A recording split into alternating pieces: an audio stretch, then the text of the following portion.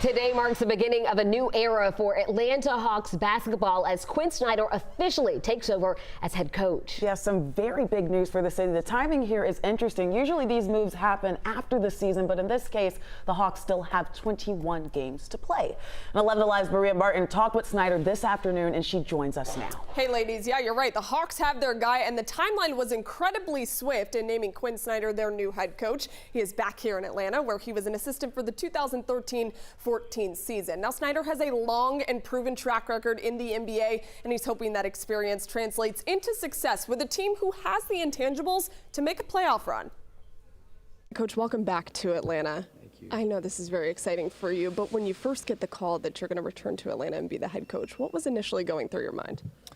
Well, we'd had, a lot of intensive dialogue and, excitement, and gratitude. I think, I've done this for 16 years in the NBA and had a chance to be part of some really good organizations. So to have a chance to work here with Landry was something, an opportunity that I felt like was a unique one and one that I was happy for and still enthusiastic and looking forward to. One of the big things that Landry has talked about really for the last week is accountability, and he wanted a coach to come in here and hold players accountable. When you hear of some of the things that have been happening with the Hawks, Trey's name thrown out there a lot, what is your mindset on all of that and how to hold people accountable?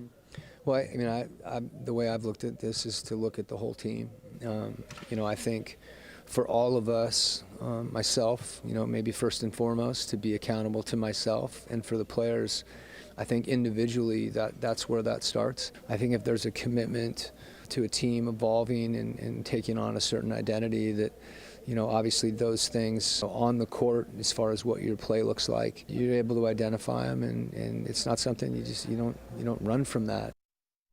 Good stuff from Coach there. Now listen, it's hit the ground running from here on out. Snyder was literally on a trip with his family in Costa Rica when he got the call that the job was his. He jumped on a flight late last night, and he's coaching against the Wizards tomorrow. So it's been a whirlwind. I'm going to have a lot more with their general manager, Landry Fields, and assistant GM, Kyle Korver, tonight on the ATL at 10:30, and also here on 11 Alive News at 11 as well. A lot of folks looking at this move, Maria. Some folks maybe not too familiar with Coach, even though he has been here in Atlanta before. What's some highlights from his resume that folks should be maybe excited about? Yeah, the season here in Atlanta was super quick for him. Obviously, it was only 1 year, but he has such a good resume. He was with the Utah Jazz for 8 seasons. 6 out of the 8 he made it to the playoffs. So I know when Hawks fans hear that, their ears perk up a little bit because they want the Hawks to go back to the playoffs. He said this is a team that could make a run. It's an interesting position like you talked about with the timing, but hey, maybe we'll be talking about another playoff run for the Hawks with a new guy. There's a lot of pressure on him to do well.